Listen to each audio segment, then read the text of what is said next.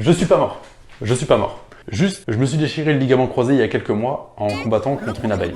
Attention, Deuxième. la première droite donnée. C'est bien Pas défense. Oh l'enchaînement. Oh la droite qui est donnée. Alors j'y ai fait des trucs cool, mais j'ai aussi pris très cher au Battle for. Ça Il s'enchaîne. va chercher. Deuxième carré, hop, Ah, out. c'est sorti. Out. On prend la. Oula. Donc voilà le résultat.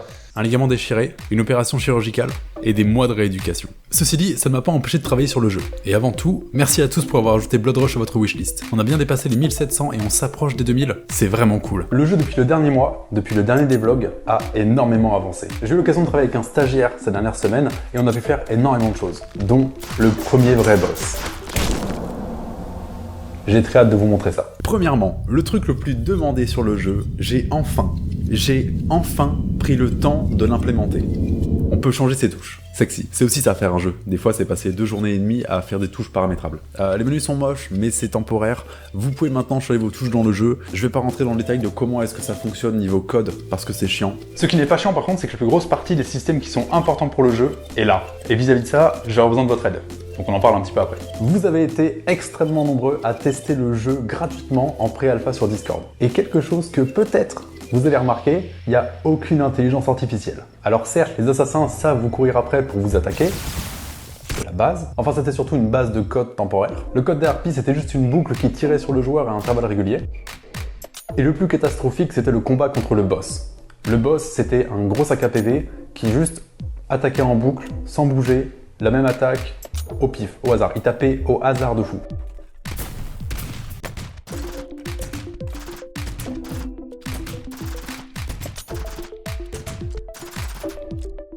Ouais, c'était vraiment pas ouf. Il me faut un nouveau système.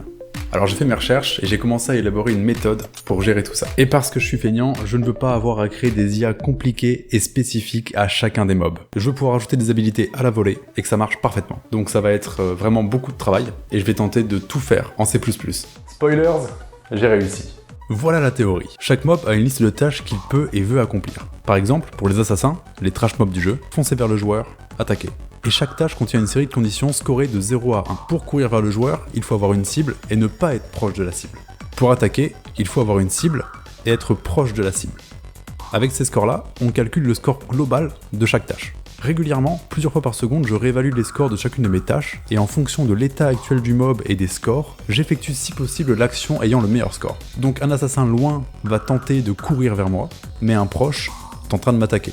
Et c'est le score qui décide de l'action. Bon, dans l'idée, je veux bien l'admettre, cet exemple-là est très simple. Mais le système que j'ai mis en place permet de supporter des actions beaucoup plus complexes et de les empiler les unes sur les autres sans aucun problème. On peut réellement créer des comportements très intéressants avec ça. Par exemple, si on veut rajouter une attaque à l'assassin, on peut juste lui rajouter une tâche qui dit de lancer des projectiles à condition qu'il soit proche et en hauteur par rapport au joueur. Et c'est très contextuel, mais ça marche. Il n'y a pas plus de code à faire que l'habilité et les conditions. Tout le reste, c'est le système qui gère. Au total, mettre en place tout ce système, ça m'a pris 2-3 jours complets. Mais maintenant, c'est fait. Faire une IA, c'est super simple sur le jeu. Les assassins sont fonctionnels, les harpies sont fonctionnels, et le boss aussi. Mais avant de vous montrer le boss, j'ai remplacé les bras du jeu par un nouveau modèle fait par Nox et je les ai retexturés. Et par-dessus ça, il a fallu refaire les 40 animations pour les bras. J'avais envie de crever. Avant, des fois, on voyait le fusil rentrer dans les murs, c'était pas beau. Donc normalement, pour résoudre ce genre de problème vraiment super important, les gros studios AAA, ils font un rendu séparé du gun. Pas de ça ici, j'ai réduit la taille du modèle 3D, on y verra que du feu. Ça marche. L'écran de mort, je l'ai complètement refait de zéro. Maintenant, on voit plus deux espèces de bras qui flottent et on a la vue du mob qui nous a tués. J'ai ajouté beaucoup de nouvelles améliorations et les balles radioactives ont enfin un effet propre. J'ai mis à jour les visuels de la page Steam, donc n'hésitez pas à aller voir sur Steam et ajouter le jeu à votre wishlist si vous voulez soutenir le projet. J'ai ajouté beaucoup d'options pour paramétrer le jeu et le rendre jouable sur plus de PC. Chaque arme ou catégorie d'armes dans le jeu a désormais un viseur. Tout est animé et quand vous infligez des dégâts, on a un hit marker maintenant sur le jeu. Également, j'ai aussi ajouté l'implémentation de Discord. C'est pas très utile, mais c'est cool. Et rien à voir, mais c'est en ce moment l'événement d'Halloween sur Upgun avec une map cette année Backroom. Si vous voulez tester, n'hésitez pas, ça dure que pendant 2 semaines. Et le robot d'Upgun, après avoir été porté en peluche, a été porté en avatar en VR. Donc n'hésitez pas à aller tester ça. Bref, c'est qu'un petit résumé de tout ce qui a été changé sur le jeu. Il est l'heure maintenant de vous montrer le boss. L'ancien boss vire. Ce boss-là, je trouve très cool, mais il aura sa place plus loin dans le jeu. J'ai passé plusieurs semaines à travailler sur le modèle, sur les textures, sur les animations, sur les attaques, sur le code du nouveau boss. Et c'est pour ça qu'aujourd'hui, je peux vous présenter Argos de Panoptes.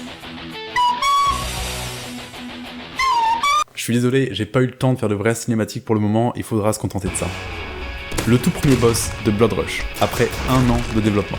C'est le tout premier boss que vous rencontrerez lors de votre traversée. On lui a crevé et arraché ses 100 yeux. Il cherche une revanche aveugle et tentera de l'obtenir en vous attaquant malgré son état affaibli.